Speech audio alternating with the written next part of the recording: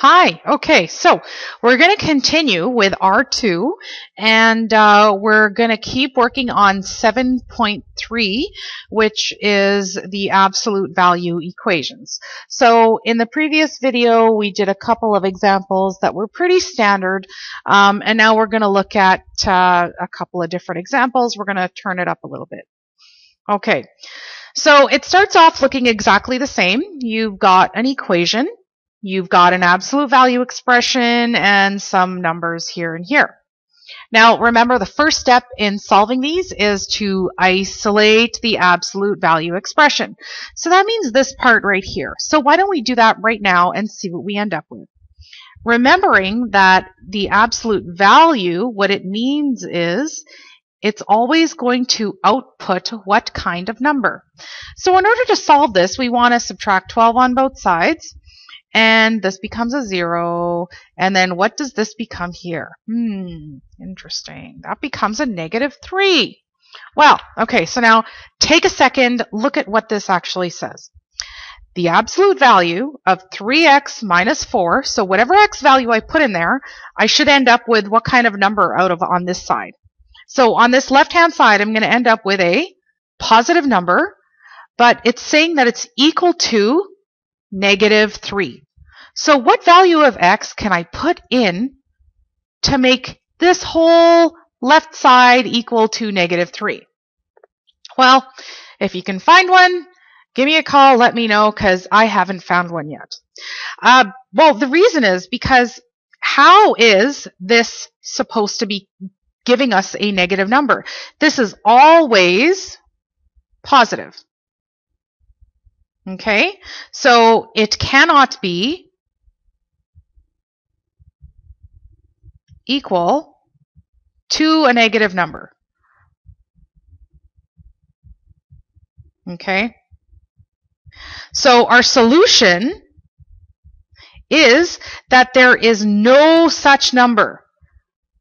No such number that will satisfy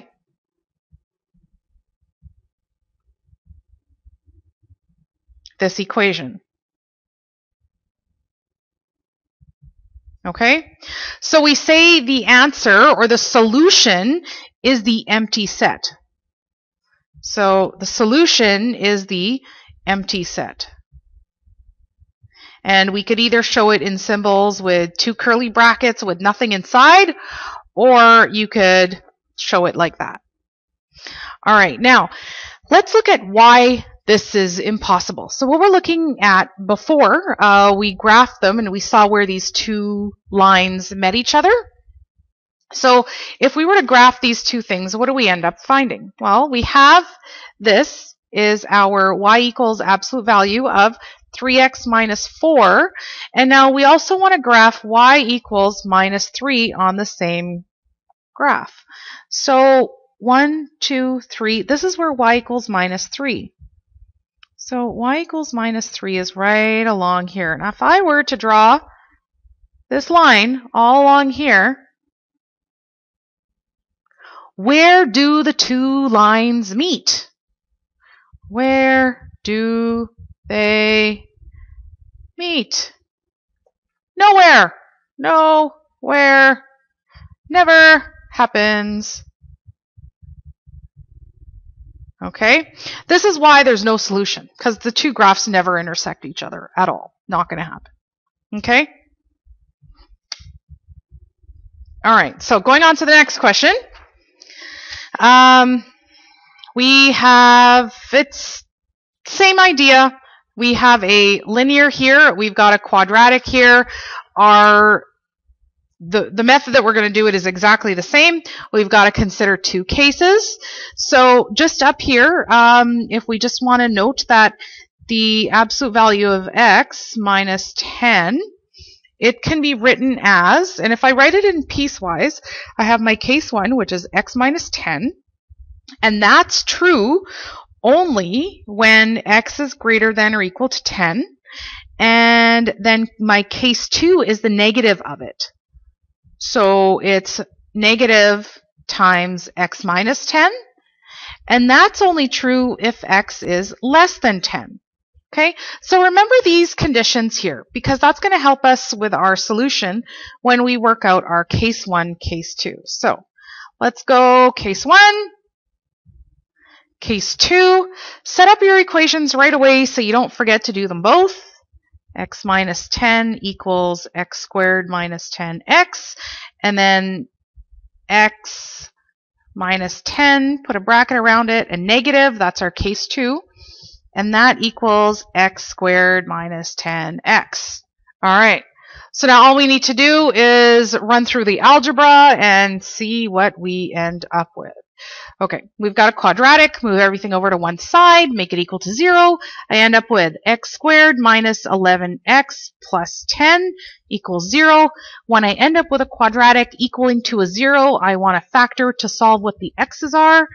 So x minus 10, x minus 1, that equals 0.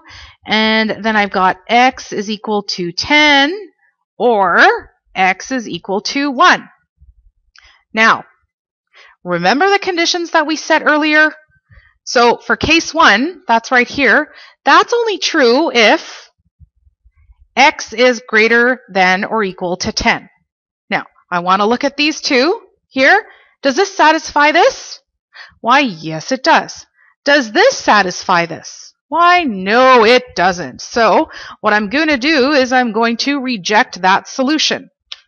So this is a good solution that I want, because this one here, see this x equals 1, it doesn't fit in my domain there.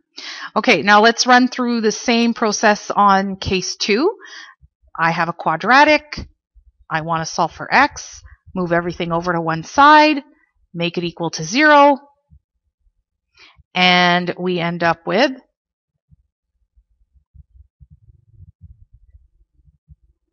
x squared minus 9x minus 10 equals 0.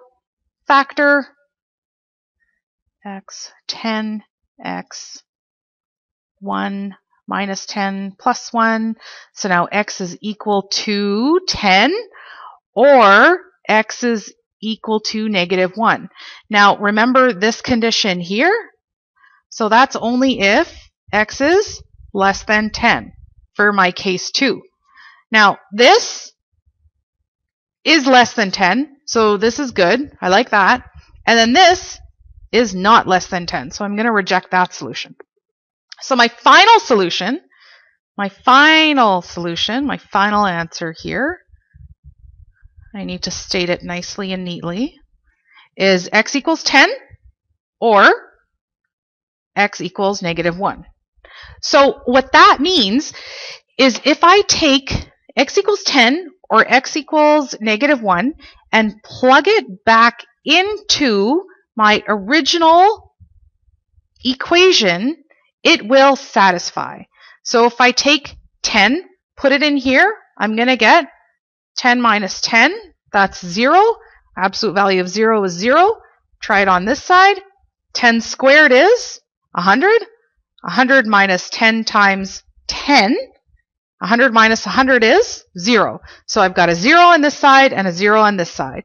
Now if I do that same thing with the x equals negative 1, so I take the negative 1, put it on this side, I've got negative 1 minus 10, negative 11, the absolute value of negative 11, and minus 1, so I've put negative 1 in here, squared, that's 1, minus 10 times negative 1, so that makes it positive, and I end up with 11. So here I've got 11 equals 11.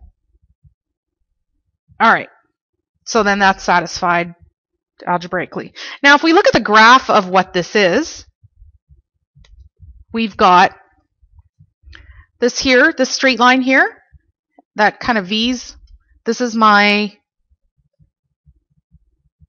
y equals absolute value of x minus 10. That's what this line is here.